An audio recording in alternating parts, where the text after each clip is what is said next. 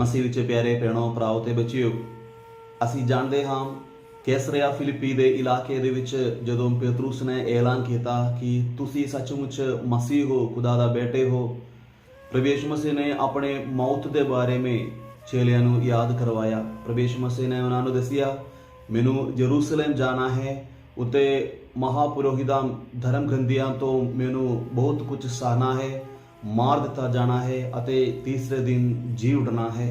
Hallelujah. लेकिन प्रभु यीशु मसीह के चेलियां ਨੂੰ ਇਹ सच्चाई स्वीकार कर नहीं पाया। उन्होंने सोचा ये किवें हो सकता है, इसलिए उन्होंने प्रभु यीशु मसीह ਨੂੰ रोकिया ये कहते हुए, प्रभु यीशु मसीह ਤੁਸੀਂ यरूशलेम मत जाओ, ਉਹ खतरा है ਤੁਹਾਨੂੰ ਉੱਥੇ ਜਾਣ ਦਾ। ਅਤੇ ਇਹ ਗੱਲ ਹੋਣ ਦੇ 6 ਦਿਨਾਂ ਤੋਂ ਬਾਅਦ ਪ੍ਰਭੂ ਯੀਸ਼ੂ ਮਸੀਹ ਆਪਣੇ ਖਾਸ ਚੇਲਿਆਂ ਨੂੰ ਪੇਤਰਸ, ਯਾਕੂਬ ਤੇ ਯੂਹੰਨਾ ਨੂੰ ਲੈ ਕੇ ਤਾਬੋਰ ਪਹਾੜ ਤੇ ਚੜ ਜਾਂਦੇ ਹਾਂ। ਉੱਤੇ ਪ੍ਰਭੂ ਯਿਸੂ ਮਸੀਹ ਦਾ ਰੂਪਾਂਤਰਨ ਹੁੰਦਾ ਹੈ, ਆਪਣਾ ਰੂਪ ਬਦਲ ਜਾਂਦੇ ਹਾਂ। ਪ੍ਰਭੂ ਯਿਸੂ ਮਸੀਹ ਨੇ ਇਹ ਇਸ ਲਈ ਉਹਨਾਂ ਨੂੰ ਕਰਕੇ ਵਿਖਾਇਆ ਕਿਉਂਕਿ ਪ੍ਰਭੂ ਯਿਸੂ ਮਸੀਹ ਦੇ ਚੇਲੇ अभी तक हावे उन्होंने ऐलान किया कि ये मैं सचमुच खुदा दा बेटा हूँ, मसीहा हूँ, फिर भी प्रभु यीशु मसीह के सहन के बारे, मौत के बारे में उन्होंने कुछ भी मालूम नहीं सी। इसलिए अपने पिता के अगे गलबात करने वास्ते प्रभु यीशु मसीह ताबोर पहाड़ ते चढ़ गया ते अपने रूप बदल दिता।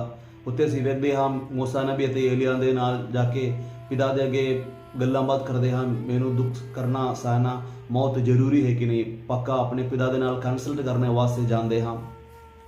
ਅਤੇ दूसरी गल यही है, प्रभु यीशु मसीह ये भी विखाना चाहते सा कि अपने चेलियां नूं मैं सच्चा खुदा दा बेटा हूँ, मेरे विच खुदाई जीवन है अते मनुख दी नेचर है, ये दो स्वभाव दो नेचर मेरे विच है, ये खुदा दी महिमा मेरे विच है, ये अपने चेलियां नूं भी समझाना चाहता सी। इस करके प्रभु यीशु मसीह ने उन्होंने उत्थे लेके गया क्योंकि इसराइली लोग, यहूदी लोग अभी तक ऐसे एक योद्धा वर्ग एक मसीहा दे वास्ते उड़ी कर रहा सी।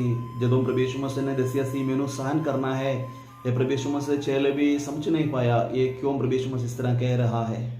अते असीं जानते हाँ प्रभु यीशु मसीह खास तौर पर ये तीनों नूं पहाड़ ते लेके जाते हैं। पेतरुस ने ऐलान किया कि तुसीं खुदा दा मसीह हो, लेकिन 2 मिनट तो बाद पेतरुस इस तरह दसदे हैं, जदों प्रभु यीशु मसीह ने अपने मौत के बारे में दसिया सी मैनू सहन करना है, पेतरुस ने बोला ये तुहाडे नाल ना होवे।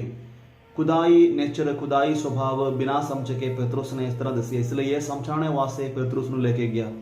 अते जबदी दे पुत्र याकूब ते यूहन्ना उन्होंने भी कई बार प्रभु यीशु मसीह दे सज्जे ते खब्बे हथ बैठने वास्ते ये दुनियावी चीज़ों ते ज़्यादा दिल लगा के बैठ रहा सी, इसलिए उन्होंने भी ये समझाने वास्ते साड़ी जिंदगी इस धरती विच हमेशा वास्ते नहीं हुंदे, इस करके तुसी दुनियावी चीज़ों ते ज़्यादा दिल नहीं लगाना, स्वर्गीय चीज़ों के बारे में भी जानकारी होना चाहिए है। इस करके प्रभु यीशु मसीह इन्होंने भी लेके गया।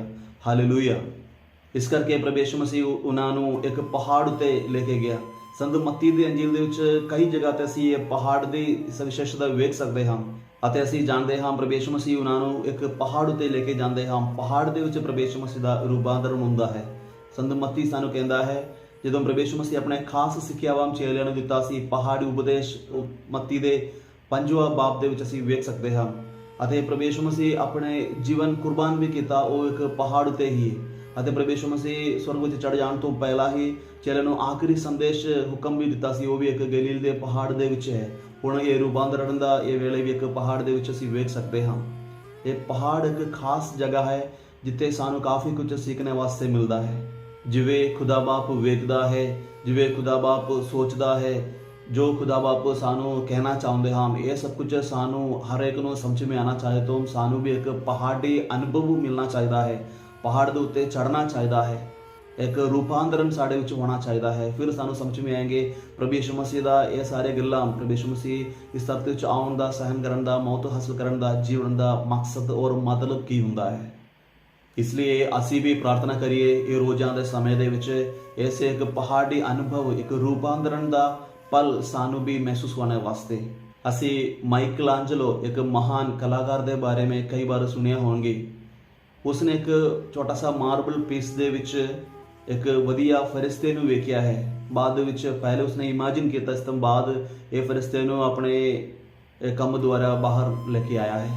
इत्थे असी वेख सकते हैं प्रभु यीशु मसीह के चेले अते बाकी सारे लोग भी हुणे तक प्रभु यीशु मसीह का मनुखी नेचर, मनुखी स्वभाव नूं भी महसूस किया है।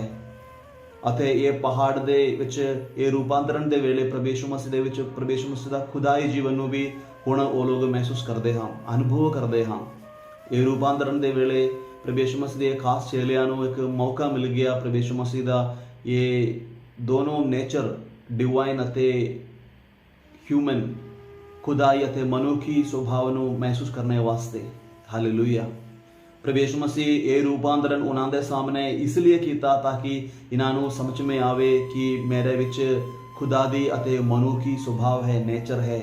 ਇਸ ਵੇਲੇ ਆਕਾਸ਼ ਤੋਂ ਇੱਕ ਆਵਾਜ਼ ਸੁਣਾਈ ਪੜੀ, ਇਹ ਮੇਰਾ ਪਿਆਰਾ ਪੁੱਤਰ ਹੈ, ਇਸ ਦੀ ਸੁਣੋ। ਇਹੀ ਆਵਾਜ਼ ਅਸੀਂ ਪ੍ਰਭੂ ਯਿਸੂ ਮਸੀਹ ਦੇ ਸੇਵਾਗਾਈ ਦੇ ਸ਼ੁਰੂਆਤ ਵਿੱਚ ਵੀ ਵੇਖ ਸਕਦੇ ਹਾਂ। ਕਾਨਾ ਦੇ ਵਿਆਹ ਦੇ ਵੇਲੇ ਜਦੋਂ ਅੰਗੂਰੀ ਮੇ ਮੁੱਕ ਗਈ, ਮਾਂ ਮਰੀਮ ਵੀ ਆਪਣੇ ਬਾਕੀ ਸਾਰੇ ਲੋਕਾਂ ਨੂੰ ਦੱਸਦੇ ਹਨ, ਇਸ ਦੀ ਸੁਣੋ। ਪ੍ਰਭੂ ਯਿਸੂ ਮਸੀਹ ਆਪਣੀ ਕੰਮਾਂ ਗੱਲਾਂ ਦੁਆਰਾ ਲੋਕਾਂ ਨੂੰ, ਅਸੀਂ ਸਾਰਿਆਂ ਨੂੰ ਇਹ ਸਮਝਾਉਣ ਵਾਸਤੇ ਕੋਸ਼ਿਸ਼ ਕਰ ਰਿਹਾ ਸੀ ਕਿ ਮੈਂ ਸੱਚਮੁੱਚ ਖੁਦਾ ਦਾ ਬੇਟਾ ਹਾਂ।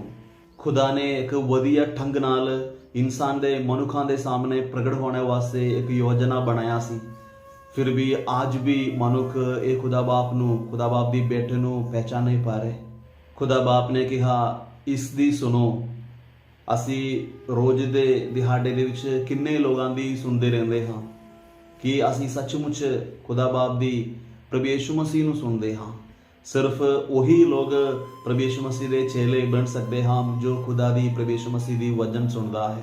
ਜਦੋਂ ਅਸੀਂ ਲਗਾਤਾਰ ਖੁਦਾ ਦੀ ਵਚਨ ਸੁਣਦੇ ਰਹਿੰਦੇ ਹਾਂ ਤਾਂ ਅਸੀਂ ਦੂਜਿਆਂ ਦੀ ਜ਼ਰੂਰਤਾਂ ਸਮਝ ਪਾਏਂਗੇ ਅਤੇ ਦੂਜਿਆਂ ਦੀ ਰੋਣ ਦੇ ਉੱਤੇ ਆਪਣੇ ਕੰਨ ਲਗਾ ਸਕਦੇ ਹਾਂ। ਸਾਡੀ ਰੋਜ਼ਾਨਾ ਜੀਵਨ ਦੇ ਵਿੱਚ ਜਦੋਂ ਅਸੀਂ ਖੁਦਾ ਦੀ ਵਚਨ ਸੁਣਦੇ ਰਹਿੰਦੇ ਹਾਂ, ਖੁਦਾ ਨੂੰ ਸੁਣਦੇ ਹਾਂ, ਸਾਡਾ ਵੀ ਮਨ ਜ਼ਰੂਰ ਕਰਨਗੇ ਇਨਸਾਨ ਦੀ, ਮਨੁੱਖਾਂ ਨੂੰ ਵੀ ਸੁਣਨ ਵਾਸਤੇ।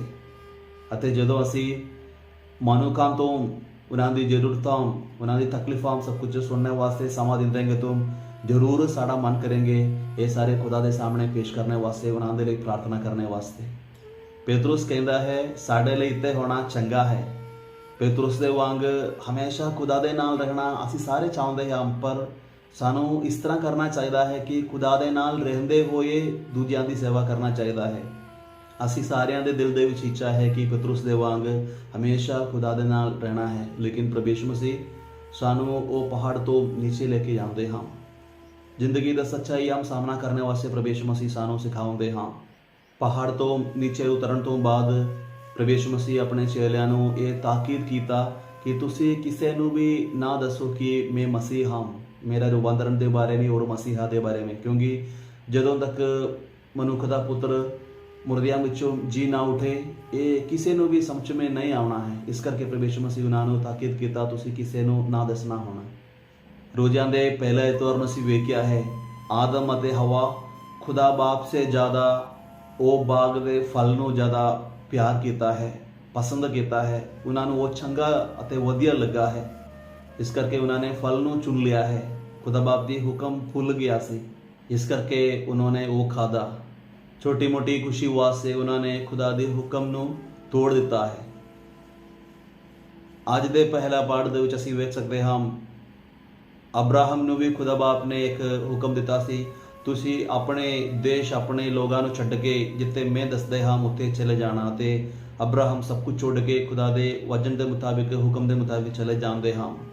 ਅਤੇ ਅੱਜ ਦੇ ਦੂਜੇ ਪਾਠ ਦੁਆਰਾ ਸੰਤ ਪੌਲੁਸ ਵੀ ਸਾਨੂੰ ਇਹ ਸਵਾਲ ਪੁੱਛਦੇ ਹਨ ਖੁਦਾ ਦੇ ਪ੍ਰਭੂ ਯਿਸੂ ਮਸੀਹ ਦੇ ਅੰਜਿਲ ਦੇ ਖਾਤਰ ਕਿ ਤੁਸੀਂ ਕੁਝ ਸਹਿਨ ਕੀਤਾ ਹੈ, ਕਿ ਤੁਹਾਨੂੰ ਸਹਿਨ ਕਰਨ ਵਾਸਤੇ ਕੋਈ ਮੌਕਾ ਮਿਲਿਆ ਹੈ। ਪਿਆਰਿਓ, ਇਸ ਧਰਤੀ ਵਿੱਚ ਜੋ ਸਮਾਂ ਸਾਨੂੰ ਮਿਲਿਆ ਹੈ ਉਹ ਖੁਦਾ ਬਾਪ ਨੂੰ ਜਾਣ ਕੇ, ਖੁਦਾ ਬਾਪ ਨੂੰ ਪਿਆਰ ਕਰਨ ਵਾਸਤੇ ਹੈ। ਦੂਸਰੇ ਜ਼ਿੰਦਗੀ ਦੇ ਵਿੱਚ ਪ੍ਰਵੇਸ਼ ਕਰਨ ਵਾਸਤੇ ਸਮਾਂ ਮਿਲਿਆ। ਇਸ ਲਈ ਕੋਈ ਵੀ ਚੀਜ਼ਾਂ ਦੁਨੀਆਵੀ ਚੀਜ਼ਾਂ ਉੱਤੇ ਦਿਲ ਲਗਾ ਕੇ ਰਹਿਣ ਦੀ ਕੋਈ ਲੋੜ ਨਹੀਂ ਹੈ। ਇਸ ਲਈ ਪਿਆਰਿਓ, ਇਹ ਰੋਜ਼ਾਂ ਦਾ ਸਮਾਂ ਸਾਨੂੰ ਇਸ ਲਈ ਦਿੱਤਾ ਹੈ ਖੁਦਾ ਦੇ ਵਚਨ ਨੂੰ ਸਮਝ ਕੇ, ਵਚਨ ਪੜ੍ਹਨ ਦੇ ਲਈ ਅਤੇ ਵਚਨ ਸਮਝ ਕੇ ਉਹਦਾ ਮੁਤਾਬਿਕ ਜ਼ਿੰਦਗੀ ਬਿਤਾਉਣ ਦੇ ਲਈ। ਪ੍ਰਭੂ ਯਿਸੂ ਮਸੀਹ ਨੂੰ ਇਹ ਖੁਦਾ ਦੇ ਪਵਿੱਤਰ ਗ੍ਰੰਥ ਦੇ ਬਾਰੇ ਵਿੱਚ ਜਾਣਕਾਰੀ ਸੀ, ਇਸ ਕਰਕੇ ਉਹਨਾਂ ਨੇ ਸ਼ੈਤਾਨ ਦੇ ਪਰਤਾਈਓ ਤੋਂ ਦੂਰ ਰਹਿ ਪਾਇਆ। ਜ਼ਰੂਰ ਸ਼ੈਤਾਨ ਸਾਨੂੰ ਵੀ ਪਰਤਾਉਣਗੇ, ਲੇਕਿਨ ਜਦੋਂ ਸਾਡੇ ਕੋਲ ਖੁਦਾ ਦਾ ਵਚਨ ਹੈ ਤਾਂ ਜ਼ਰੂਰ ਇਹ ਵਚਨ ਦੇ ਸ਼ਕਤੀ ਸਾਨੂੰ ਮਜ਼ਬੂਤ ਕਰਨਗੇ।